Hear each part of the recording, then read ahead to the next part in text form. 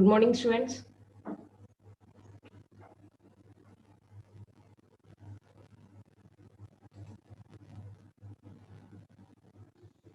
Good morning, ma'am.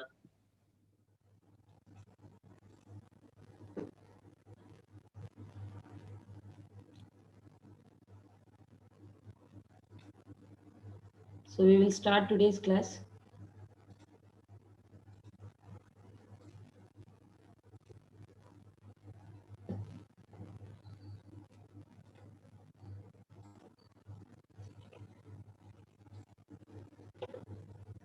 In the previous class, we had completed the overview of the various machining process. So general design rules for the machining, dimensional tolerance and surface roughness, design for machining, ease and redesigning for components for machining ease with suitable examples, and the general design recommendation for the machine parts. So now we will see what is meant by non-conventional machining and what are the different types of non-conventional machining. So already we had came to know what are the different types of non-conventional machining process, like an abrasive jet machining or ultrasonic machining or an electro discharge machining or an electrochemical machining, water jet machining, laser beam machining and electron beam machining. So we had know these type of machinings, non-traditional machinings in the starting class of your unit 2. So we will just have a glance what is going to be happening in each and every machining process. Okay, na? So we will see the first one.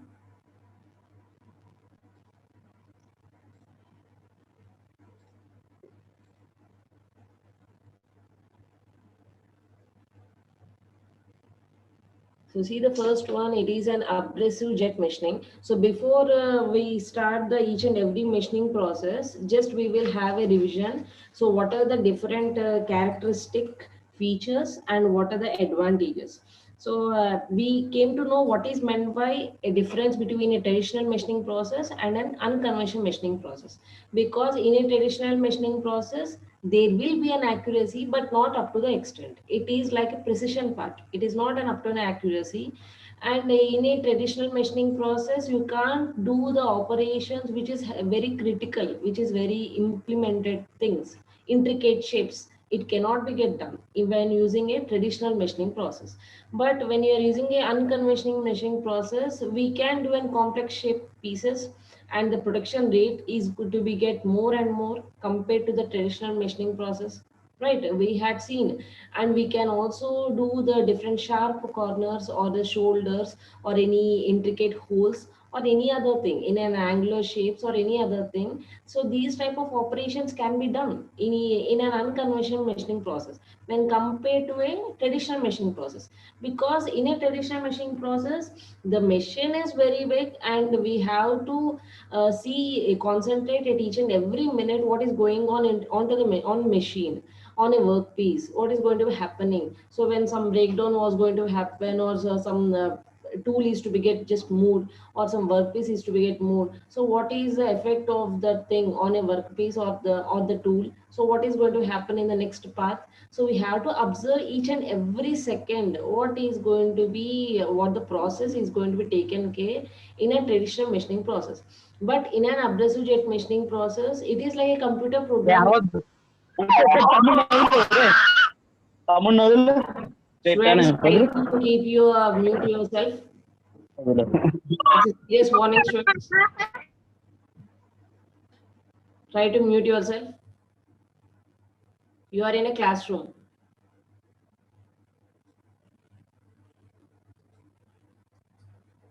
So when compared to a non-conventional machining process, it is like a smooth flow. It is like a smooth flow, which what type of shapes you want to and what type of production you want to do, it can be easily get implemented when compared to a traditional machining. So the characteristics, like the first one is materials with high hardness can be done. Material with high hardness and thermal resistance and wear resistance can be easily machined when compared to a traditional machining process, right?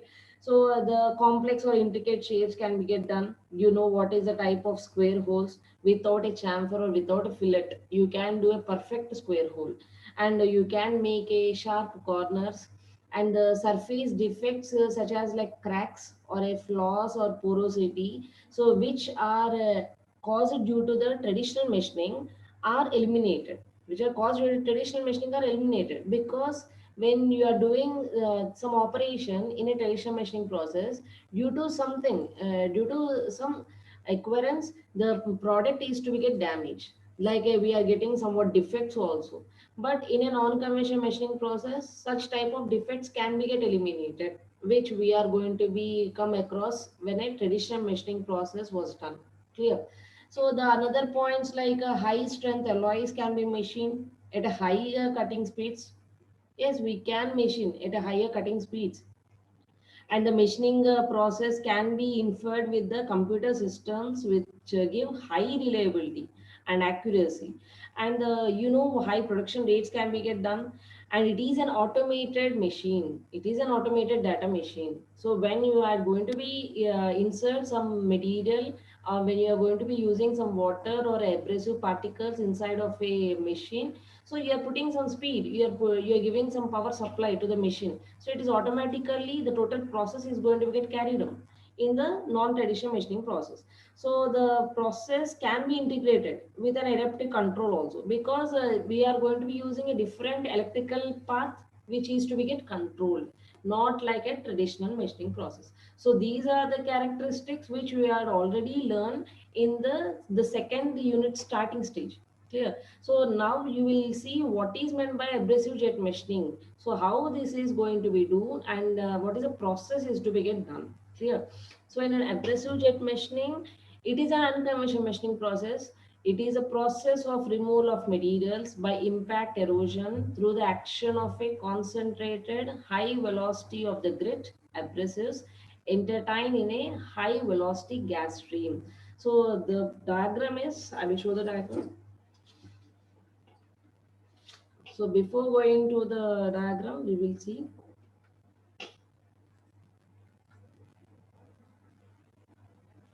So this is the diagram.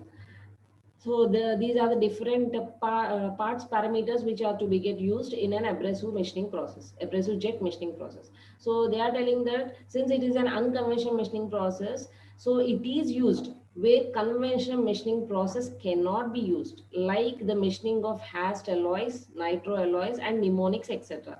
So cast alloys, it is nothing but a combination of nickel and magnesium, and it is going to be having some of the chromium also. So that type of combination, so nickel, chromium and molybdenum alloys, or a nitrogen alloys, or a nickel and chromium alloys. So when the different hard material alloys are to be get mixed.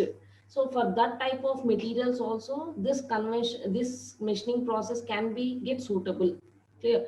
So also it differs from conventional sandblasting process for its fineness of the particle size, and it is very controllable. It is very controllable and machining process. Okay, so the point is, see, this is the machining process setup. So one is the gas supply. You are having a filters, you are having a pressure regulator, the powder supply and mixture, the vibrator, foot control valve, and hand holder, and a nozzle, the hood, and exhaust, and a workpiece. So in this gas supply, we are going to be get supplying the path which is in the form of a nitrogen or a and carbon dioxide, nitrogen or a carbon dioxide or an air. It is it is in a path of these three. So it is supplied under pressure of 2 to 8 kgs, 2 to 8 kgs per square centimeters, and it is after filtering and regulated. So it is to be passed for a mixed chamber containing abrasive particles. So it is to be get passed to a mixing chamber. So where is the chamber where we are going to be containing abrasive particles? So it is the abrasive particles, and this mixing chamber is get vibrating. So the vibrating is given up to 50 cycles per second. Clear? So we will see the video what is going to be happening here. See here, students.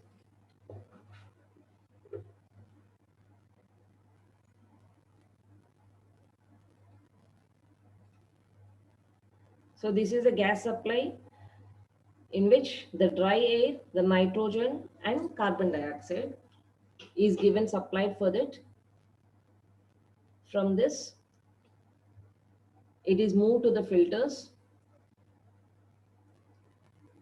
where the filter is to be get connected from the gas supply part. So under a certain pressure gauge, it is moved to the mixing chamber. So the pressure is to be taken considered as 2 to 8 kg per square centimeters. So in a mixing chamber, when it is the operation is going to be done, it is having some vibrations. So the vibrations is up to 50 cycles per second. So it is from the mixing chamber, it is going to be having some abrasive particles in a mixing chamber. It is containing abrasive particles. From this, it moves to the foot control valve.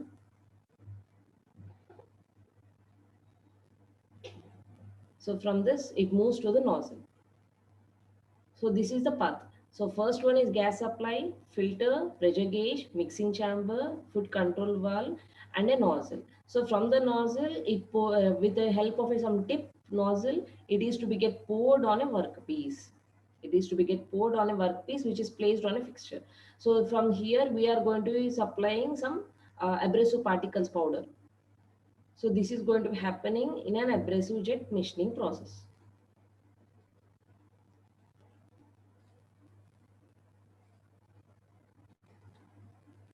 So depends on the pressure of the nozzle, pressure of the gas which is going to flowing from the nozzle. The workpiece material is to be get removing also. The workpiece material is to be get removing. So we will see what is the different process descriptions.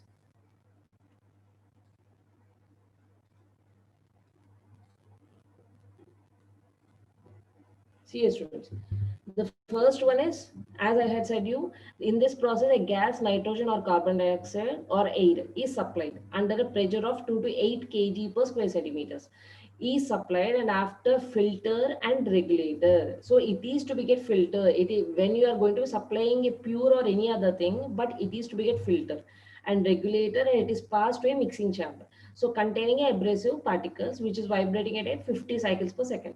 So from the mixing chamber, the gas along with the abrasive particles of a size of 10 to 15 microns meter passes on to a nozzle having its tip of tungsten carbide, and it is a diameter of around 0.45 mm. So it is to be get passing from this part to the nozzle. So it is made up of a tungsten carbide and the diameter is of 0.45 mm. So with a velocity of 150 to 300 meters per second. So this is the velocity through which the nozzle tip, the gas is to get flown. Okay. So the air consumption is of the order of 0.6 cubic meter per hour. So the nozzle tip distance is of the order of 0.81 mm. So the nozzle tip distance, so the distance between the nozzle, so the abrasive powder feed rate is controlled by the amplitude of vibration of the mixing chamber. So the relative motion between the nozzle and the workpiece is obtained by the cams, pantographs to control the size and the shape of the cut.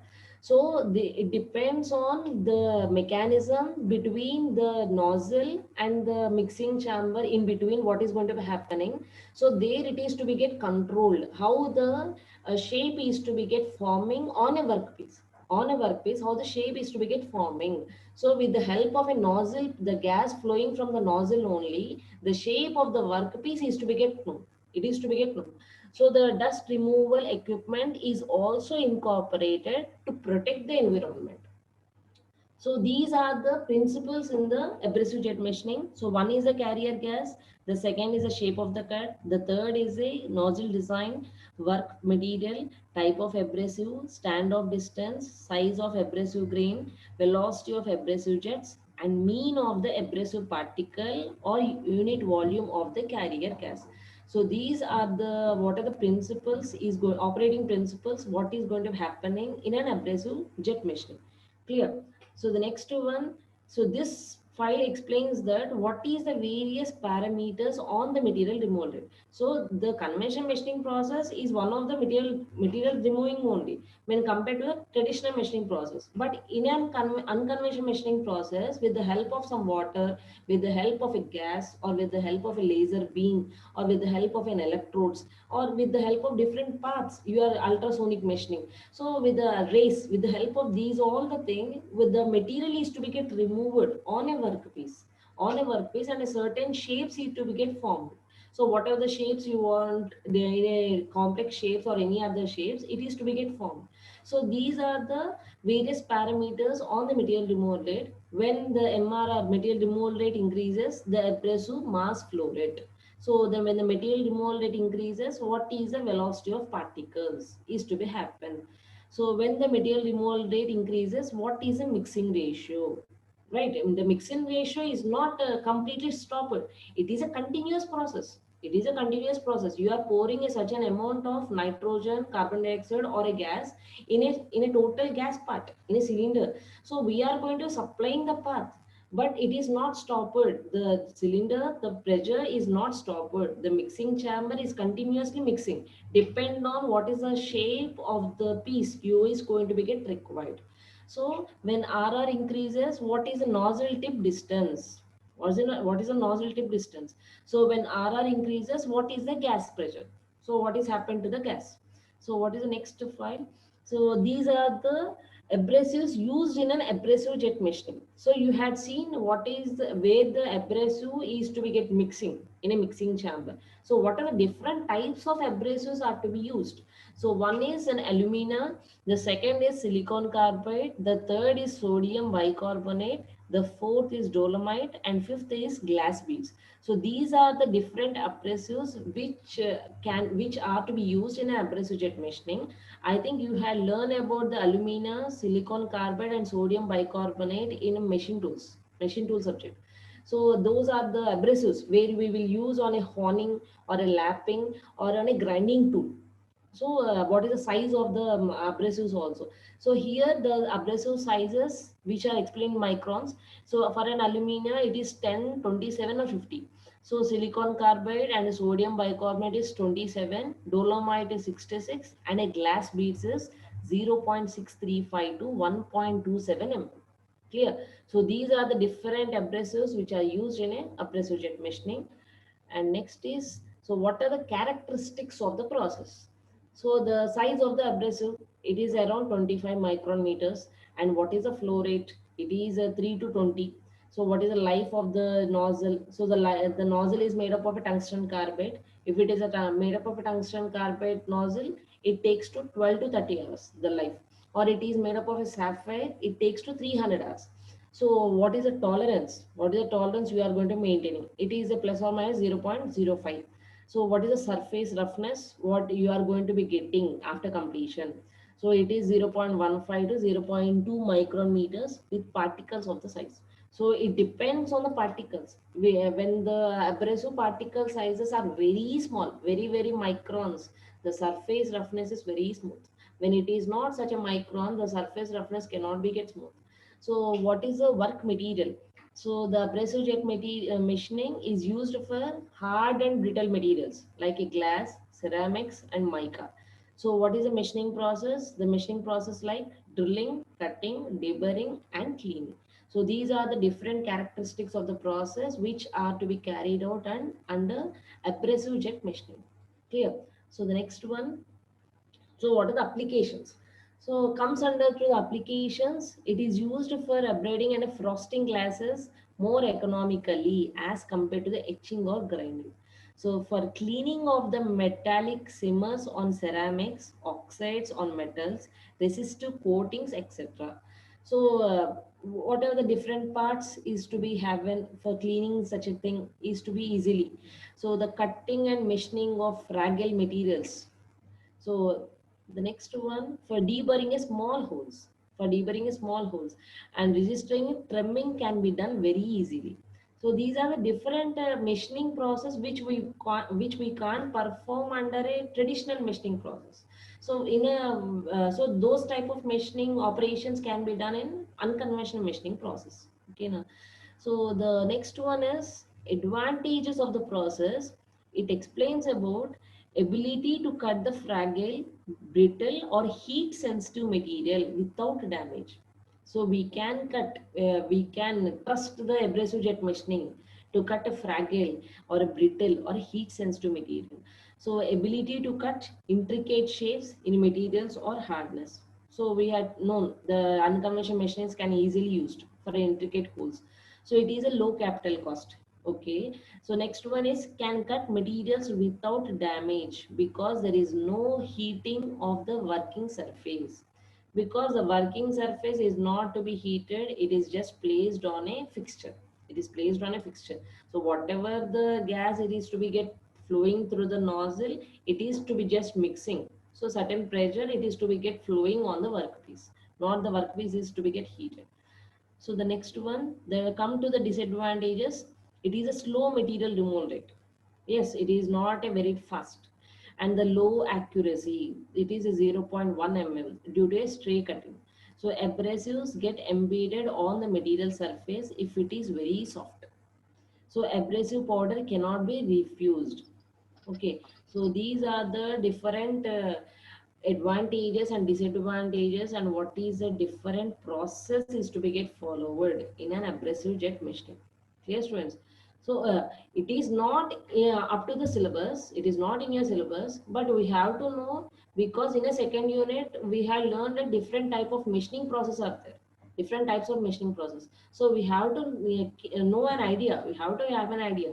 So what is meant by abrasive jet machining? What is meant by ultrasonic machining? What is meant by water jet machining? So we have to know what is what.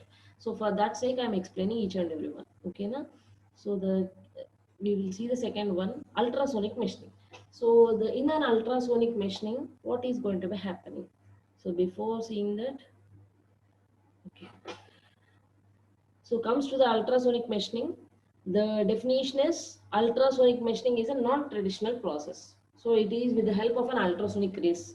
So in which the abrasives contained in a slurry are driven against the work by a tool oscillating at an low amplitude with 25 to 100 microns and a high frequency of 15 to 30 kilohertz.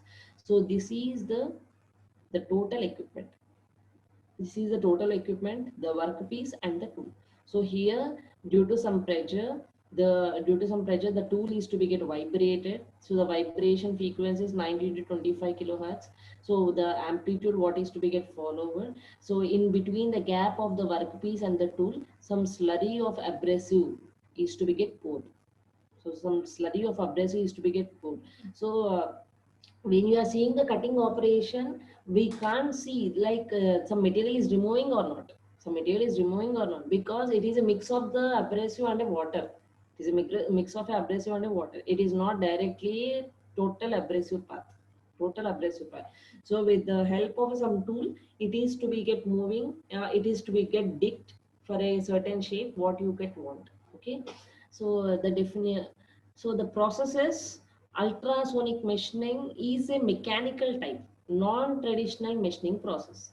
So it is employed to machine hard and brittle materials, both electrically conductive and non-conductive material. So having a hardness usually greater than 40 HRC. So hardness number. So the process was first developed in 1950s and was originally used for finishing EDM surfaces. So electro discharge machining surfaces. It is used for. So in an ultrasonic machining, the tool of desired shape vibrates. So I had told you the tool. This is to be get vibrated. So at an ultrasonic frequency of 19 to 25 kilohertz. So with an amplitude of 15 to 50 microns over the workpiece. So generally the tool is pressed down with an feed force. Yes, some force is to be get put it on the tool. So between the tool and the work, machining zone is flooded with the hard abrasive particles, generally in the form of a water-based slurry. Okay, so before we will know what is what, just we will have a one video. Okay, we will see here. So in this video, we can understand what is going to happen. So after completion of a video, we will learn.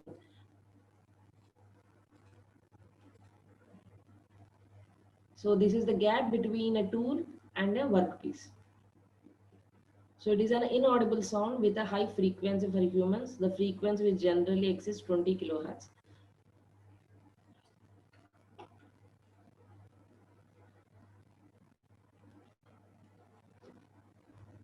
See here. Here it is a mixture of abrasives and a water. It is not a purely of abrasive particles. It is not in purely of abrasive particles.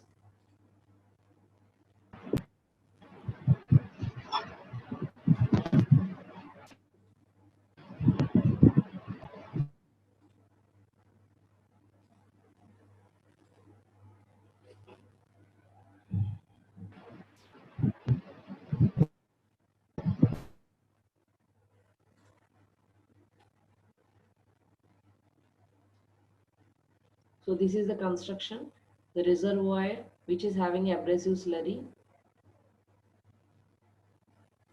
So this is with the help of an electromechanical transducer, the ultrasonic amplitude transform, which is known as a horn, and a tool holder, and a tool and a workpiece. So from a reservoir abrasive slurry, the pump is to be get connected. So with the help of a pump, the total liquid is to be get flown to the from the help of a nozzle, and with the help of a power through a high frequency generated, the power is supplied to the transducer. So to the end of the transducer, the tool holder is to be get connected.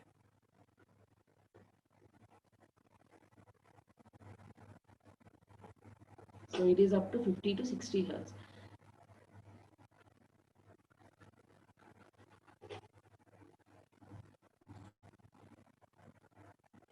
So this electromechanical transducers converts so from one frequency to another frequency.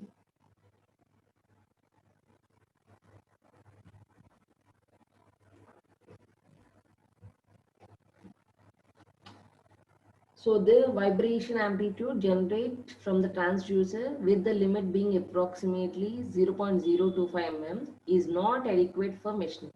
An ultrasonic amplitude transformer is used to increase the vibration of the amplitude. It also guides the focuses the vibration towards the tool tip. It is to be get guided.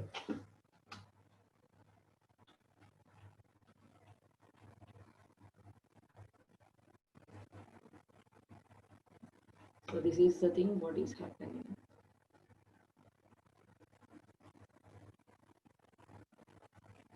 So don't think that students pressure the load is nothing but what is at a type of tons, at a type of weight is to be get putting on a tool. It is in the form of a with the help of a transducer with the help of a current. It is to be happening.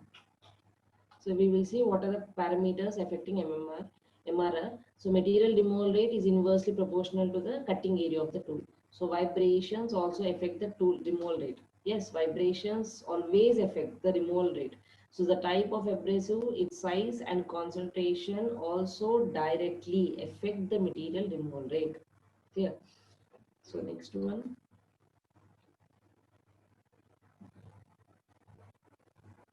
So these are the different applications for which the ultrasonic machining process is to be get done. So drilling the round holes of any shape, the round holes can be get done, and step drilling and grinding the brittle materials. It is used to grind the brittle materials and engraving. So slicing and broaching the hard materials. So this ultrasonic machining is used for these all different types of operations.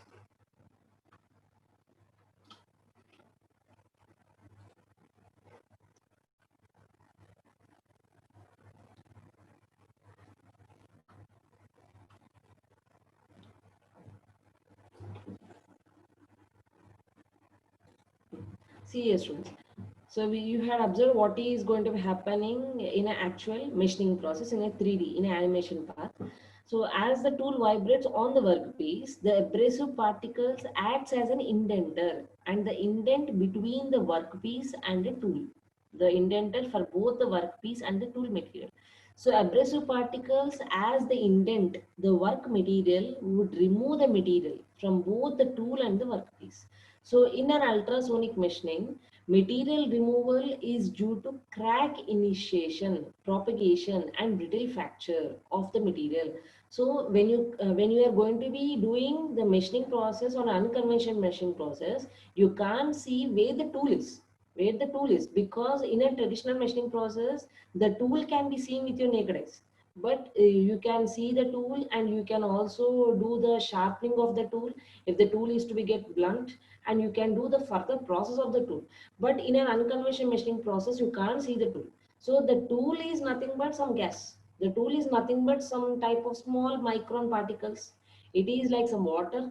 It is like some electrodes. So different types of things. It is like in some electric power which is to be get generated. So different types of things are to be get used here, like a part of a tool. So in this one, they are telling that the material removal rate is due to the crack initiation. So when you are using a lathe machine, how the material is to be get removed in the form of chips. But here the form of chips or form of any other thing is not to be get seen. So it is due to a crack initiation and propagation and a brittle fracture of the material. Somewhere is it a fracture. So USM is used for machining and hard and brittle materials, which are poor conductors of electricity, and this cannot be processed by electrochemical machining or electro discharge machining. So which are the materials cannot be processed through ECM and EDM, the USM can be get performed with the help of an electricity. With the help of an electricity, because we are using some electrical power in this USM. So here the tool in USM is made to vibrate with higher frequency onto the workpiece in the midst of the following slurry. So you had seen in the video, the tool is just vibrating onto the workpiece. So the main reason for using an ultrasonic frequency is to provide the better performance. So audible frequencies.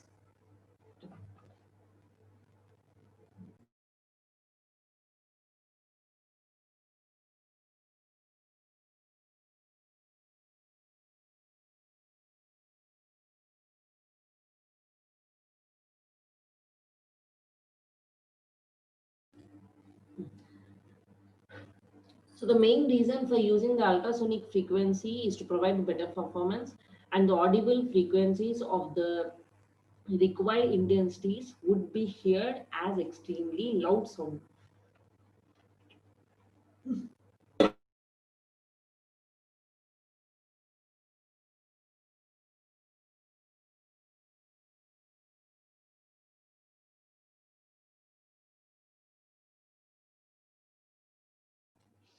So these are the points which are related to the tool path. So we will see the next one. So this is the equipment, the principal components of an ultrasonic machine. So the slurry pump, the slurry tank, manual drive, the work table, work path, and tool, acoustic head, and position indicator, and a feed mechanism. So it consists of high power sine wave generator and magnetostrictive transducer and a tool holder and a tool. So you had seen each and everything in the video.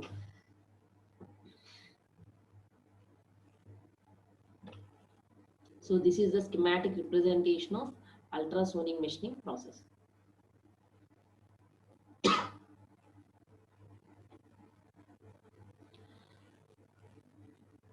So this is an voltage of an ultrasonic frequency. From this, the power is to be get supplied, and the cooling water and a transducer was there.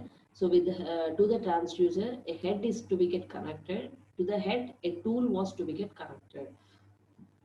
So in the tool tip, you are going to be performing. You are going to be sending some pieces, some abrasive slurry onto the workpiece.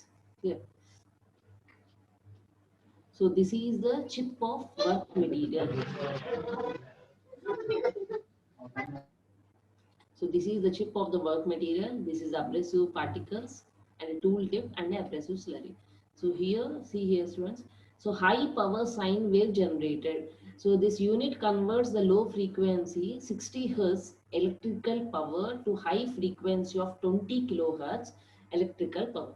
So low frequency of 60 Hz electrical power to high frequency of 20 kilohertz. So here the transducer, the high frequency electrical signal is transmitted to a transducer which converts it into the high frequency low amplitude vibration.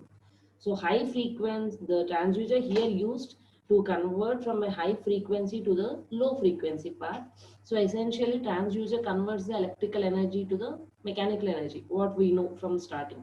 So these are the two types of transducers. One is a piezoelectric transducer. The second one is a magnetostrictive transducer. So these are the two transducers which you have learned in your electrical machining subject. So in your second year, so related to triple E. So where there you have learned about what is a piezoelectric transducer and what is meant by magnetostrictive transducer. So once again we will see. So what is a piezoelectric transducer? So these transducers generate a small electric current when they are compressed. Also when the electric current is passed through a crystal, it expands. So when the current is removed, crystal attains its original size and shape. So such transducers are available up to 900 watts. So piezoelectric crystals have high conversion efficiency of 95%. So piezoelectric transducers, it is having a high conversion of efficiency, which is of 95%. But when it gets to the magnetostrictive transducer, these also changes its length when subjected to the strong magnetic field. So these transducers made up of a nickel alloy sheets. So the conversion efficiency is about 20 to 30. It is about 20 to 30%. But the piezoelectric transducer is about 95%. Clear? So what is a type of tool holder you are going to be taking? So the tool holder holds and connects the tool to the transducer. It virtually transmits the energy and in some cases amplifies the amplitude of the vibration. So what with the help of a transducer, the tool holder, the power is to be get supplied to the tool holder, the tool is to be get vibrated. The tool is to be get vibrated so that the cracks, the propagations or the brittle fractures are to be get taken place on a workpiece. So material of the tool should have a good acoustic properties. So high resistance to the fatigue cracking. So what is the thing is to the connection of a transducer, what is the holder you are going to be connected? It must be a high, very high, much good acoustic properties. It must have a good property so that due to high resistance, the tool holder cannot be get damaged. Due to high resistance, the tool holder cannot be get damaged. So due to these measures should be taken to avoid the ultrasonic welding between the transducer and the tool holder. Commonly used tool holders are Monel, titanium and stainless steels. So whatever the tool holders are made up of these three types. Monel, titanium and stainless steels. So tool holders are more expensive, demand higher operating cost. So here in this ultrasonic machining process, the tool holders are highly expensive because with the help of a power which is going to producing through the transducer, so the material of the tool holder must be very high so that it won't be get damaged. It won't be get damaged. So the amplifying tool holder, it is they gives as much as 6 times. So increased tool motion, it is achieved by stretching and relaxing the tool holder material. So the material removal rate is 10 times the non-amplifying tool. 10 times the non-amplifying tool. So what is a non-amplifying tool holder? So non-amplifying tool holder have the circular cross section and give the same amplitude at both the ends. Clear? So the tools are made up of relatively ductile materials like the brass, stainless steel or a mild steel so that the tool rate TWR can be get minimized. So when these type of materials are to be used for manufacture of those tools so that the life of the tool, the wear and tear is to be get reduced. So value ratio of the tool wear rate and the material removal rate depends on the kind of abrasives. Yes, it is a kind of abrasive only because the tool here, what you are using a tool, it is nothing but an abrasive. It is nothing but an water with the help of the mixing of an abrasive and a water which is pouring on a workpiece and with the help of some amplitude through the current which is flowing with the from the tool holder, the certain shape is to be getting on the workpiece. So what is the value of the ratios of the thing is to be get happening. So these are the operations of the electro ultrasonic cutting. So these are the magnetostic stack. So these are the stroke magnification. So the next one. So these are the process parameters. So amplitude of the vibration, it is 15 to 50. So the frequency of the vibration, it is 90 into 25. So the feed force related to the tool dimensions and feed pressure and abrasive size, abrasive material. So abrasive size is in the terms of the microns. So what is the type of size is to be get used? So abrasive materials, it is aluminum oxide, L2O3, silicon carbide, B4C,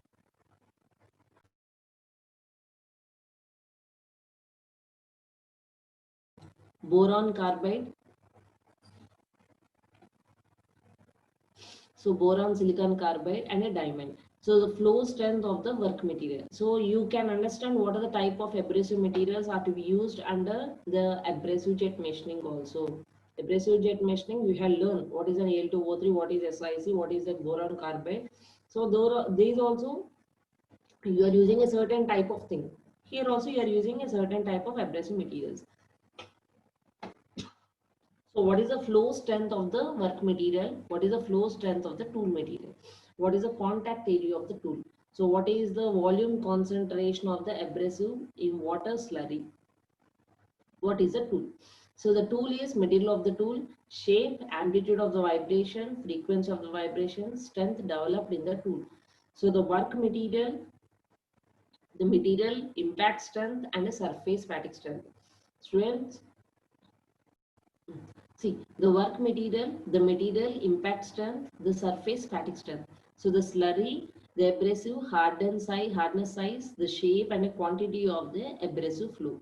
So the liquid, chemical property, viscosity and the flow rate. So the pressure and the density. So the process capability, so these are the process capabilities. Can machine work piece harder than 40 to 60, like carbide, ceramics, tungsten glass? So as per our known, the glass, diamond are very, very hard. The carbides and ceramics are very, very hard. So it compares to those type of materials. So tolerance range is 7 microns to 25 microns. So holes up to 76 microns have been drilled. Hole depth up to 51 have been used, achieved easily. So aspect ratio of 40 is to 1 has been achieved. So linear material removal rate is minus 0.025. So here the material removal rate is very, very less. So the surface finish is minus 0.25. So the surface finish is very, very smooth. So compared to the abrasive also. So non-directional surface texture is possible when compared to the conventional grinding. So radial overcut may be as low as 1.5 to 4 times the mean abrasive grain size. Okay, na? So these are the process capabilities which are to be get maintained, which are to be get known when an ultrasonic machining process is to be done. Okay. So we will see some of the applications. The machining of cavities in electrical non-conductive ceramics. So it is used for machining fragile components, and it is used for multi-step processing for fabricating of silicon nitride turbine blades. It is related to turbine blades. So the large number of holes of the small diameters, 930 holes with 0.32. So used for machining hard, brittle metallic alloys, semiconductors, glass, ceramics, and carbides. So used for machining round, square, and irregular shaped. So these are the different types of applications which we can't do with the traditional machining process and which cannot be applied with abrasive jet machining process also. So compared to an abrasive jet machining, compared to an electron discharge machining, the USM is very efficient because you can do the operation of very small hole. It is related to 0.1, 0.3 mm. So those type of holes can be get done. So it is very accurate also. It is very accurate. So it is also used for wide drawing. USM in machining for dies for wide drawing. So punching and blanking operations. I think you have learned these type of topics in metal forming technology. So USM can perform machining operations like drilling, grinding, milling operations also. So piercing of the dies and of parting off and blanking operations. So a dentist, USM enables a dentist to drill a hole of any shape on a teeth without any pain, without any pain. So ferrites and steel parts. So precision mineral stones can be machined. So USM can be easily cut industrial diamonds. So USM is used for grinding quartz, glass and ceramics. So cutting holes with curved and spiral center lines and cutting threads in glass and a mineral or metallic ceramics. So these are the different applications which can be get performed for an USM. Okay. So we had seen the advantages in that video, advantages and disadvantages. Clear, students? So the next one is the advantages. It can be used for machine hard, brittle, fragile, and non-conductive material. So no heat is generated in a work. Therefore, no significant changes in physical structure of work material. So I had already told you compared to a EDM and ECM, as compared to electro discharge machining and electrochemical machining, this USM is performant efficiently. So it is a burless and distortion level less process. So it can be adopted in conjunctions like another compared to another technologies. So the disadvantage is low material removal rate. Yes, low material removal rate is very disadvantage. So it is difficult to drill deep holes. It is very difficult to drill the deep holes as the slurry movement is rejected. Yes, because we are using the slurry here is the water and an abrasive. So when it is very deep hole of very less diameter, that type of operation cannot be adopted, cannot be get encouraged because we can't see whether the slurry is removed or it is present in that hole also. So we can't remove it. So that type of deep holes cannot be get encouraged. So tool wear rate is high due to abrasive particles. So tools made up of brass, tungsten carbide, mild steel or tool steel will wear action of abrasive grit. So it is in the ratios of 1:1 to 200:1. So USM can be used only when the hardness of the work is more than 45 HRC. So clear, students, these are the different topics, different advantages, disadvantages, applications under an USM. Okay.